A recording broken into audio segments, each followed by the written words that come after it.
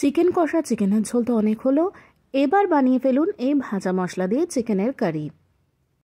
বাড়িতে থাকা একদম সাধারণ উপকরণ দিয়ে একদম অন্য রকমের এই চিকেন কারি তৈরি হবে। লাগবে না কাজু বাদাম বাটা, পোস্ত বাটা, চারমগজ বাটা, এসব কিছুই।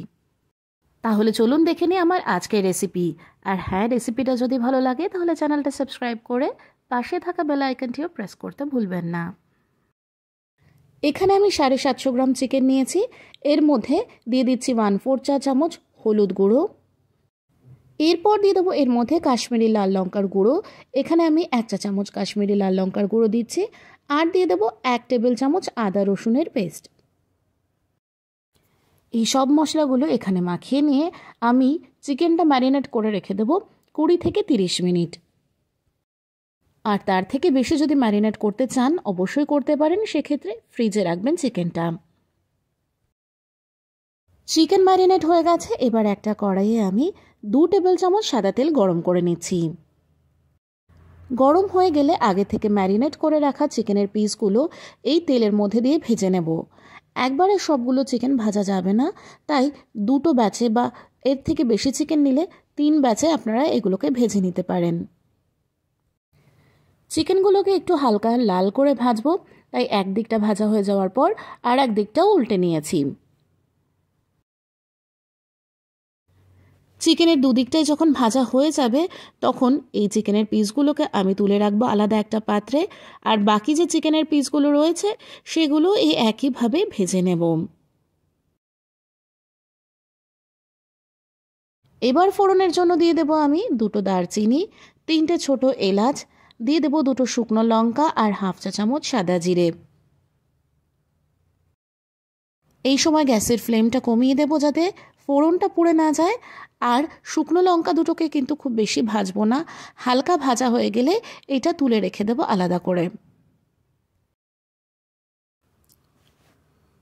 শুকনো লঙ্কাটা তুলে নিয়ে এবার ফোড়নটাও ভাজা হয়ে গেছে, দিয়ে দেব পেঁয়াজ কুচি। এখানে 2টো বড় সাইজের কুচিয়ে নেওয়া পেঁয়াজ আমি নিয়ে নিয়েছি। পেঁয়াজটা একদম লাল লাল করে ভেজে নিতে হবে। এই রান্নায় অবশ্যই পেঁয়াজ কুচি ব্যবহার করবেন, বাটা নয়, তাতে টেক্সচার আলাদা হবে। দেখুন পেঁয়াজটা লাল লাল করে ভাজা হয়ে গেছে। এবার এর মধ্যে দিয়ে দেবো আদা রসুন বাটা। এখানে আমি 1.5 চা চামচ আদা রসুন বাটা দিয়ে দিলাম। আদা রসুন ও পেঁয়াজের সঙ্গে আবারও ভালোভাবে ভাজতে হবে যাতে কাঁচা গন্ধটা না বেরোয়। আদা রসুন ভাজা হয়ে গেছে। এবার দিয়ে দেব 2টো টমেটো, যেটা আমি মিক্সারে বেটে নিয়েছি। এখানে 2টো মিডিয়াম সাইজের টমেটো আমি নিয়েছি। টমেটোর সঙ্গে আমি গুঁড়ো মশলাও দিয়ে দেবো যাতে একই সঙ্গে কষানো হয়ে যায়। দিয়ে দিচ্ছি 1/2 চা চামচ হলুদ গুঁড়ো আর দিয়ে দেবো কাশ্মীরি লাল লঙ্কার গুঁড়ো 2 চা চামচ।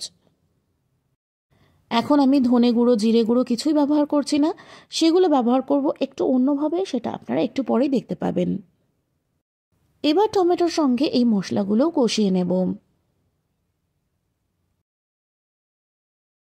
মশলা আমি সবসময় একটু ঢেকে কষাতে পছন্দ করি, তাই এক্ষেত্রেও আমি একটু মশলাটা ঢেকে কষিয়ে নেব। মশলা কষানোর পরে সুন্দরভাবে তেল সেপারেট হয়ে গেছে। এবার দিয়ে দেব আগে থেকে ভেজে রাখা চিকেনের পিসগুলো। চিকেনটা লো টু মিডিয়াম ফ্লেমে 5 থেকে 6 মিনিট কষিয়ে নিতে হবে। এই রান্নায় আমরা যেহেতু জল ব্যবহার করব না, তাই আঁচটা একটু কমেই রাখতে হবে যাতে চিকেনটা সেদ্ধ হয়ে যায়, আবার মশলাও পুড়ে না যায়। চিকেনটা কষানো হচ্ছে আর অন্যদিকে ভাজা মশলাটা বানিয়ে নিচ্ছি। তার জন্য একটা ফ্রাইং প্যানে 5টা শুকনো লঙ্কা দিয়ে দিয়েছি। দিয়ে দিচ্ছি 2 টেবিল চামচ সাদা জিরে, 2 টেবিল চামচ মৌরি আর 2 টেবিল চামচ ধনে। সুন্দর গন্ধ না আসা পর্যন্ত মশলাগুলোকে হালকা ভেজে নেব। তারপর গ্যাস বন্ধ করে দিয়ে এই মশলাটা ঠান্ডা করে নিয়ে গুঁড়ো করলেই আমাদের ভাজা মশলা একদম রেডি হয়ে যাবে। চিকেনটাও কষানো হয়ে গেছে এর মধ্যে। এবার দিয়ে দেবো বানিয়ে রাখা ভাজা মশলাটা 2 চা চামচ।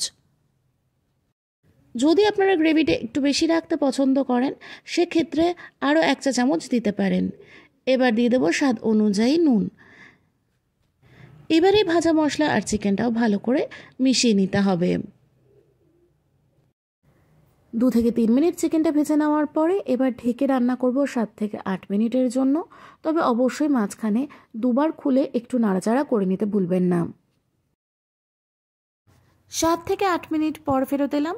এই সময় চিকেনটা মোটামুটি 70% কুক হয়ে গেছে। এবার দিয়ে দেবো টক দই 5 টেবিল চামচ। তবে সেটা আমি মিক্সারে একটু ঘুরিয়ে নিয়ে দিয়ে দিয়েছি। ভালোভাবে ফেটিয়ে নিলে কখনোই রান্নার সময় কিন্তু টক দই ফেটে যায় না, সেই কারণেই আমি এটা মিক্সারে ফেটিয়ে নিয়েছি।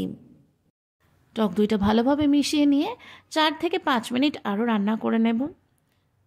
এই সময় দেখুন চিকেনটা কিন্তু আমাদের প্রায় রেডি হয়ে গেছে। তেলটাও খুব সুন্দরভাবে সেপারেট হয়ে গেছে।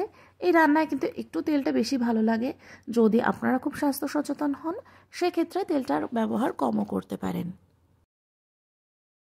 আমাদের রান্না কিন্তু প্রায় রেডি। নামানোর আগে 1 চা চামচ কাসুরি মেথি দিয়ে দেব। আর যেহেতু টক দই আর টমেটো দুটোই ব্যবহার করেছি তাই স্বাদটার ব্যালেন্সের জন্য সামান্য চিনি দিয়ে দেব। এবার দিয়ে দেবো গরম মশলার গুঁড়ো। এটা কিন্তু অপশনাল, চাইলে দিতেও পারেন আবার নাও দিতে পারেন। এখানে আমি 1/4 চা চামচ শাহি গরম মশলার গুঁড়ো দিয়ে দিচ্ছি। আর আগে যে 2টো শুকনো লঙ্কা ভেজে তুলে রেখেছিলাম সেটাও এই সময় দিয়ে দেব। এখানে আমি 2 চা চামচ মতো ধনেপাতা কুচিয়ে নিয়েছি, সেটাই দিয়ে দিলাম। সব কিছু ভালোভাবে মিশিয়ে নিয়ে 2 মিনিট ঢেকে রাখলেই আমাদের রান্না কিন্তু একদম রেডি সার্ভ করার জন্য। কেমন লাগলো আমার আজকের রেসিপি জানাতে ভুলবেন না। আজ এটুকুই। সবাই সুস্থ থাকবেন, ভালো থাকবেন। নমস্কার।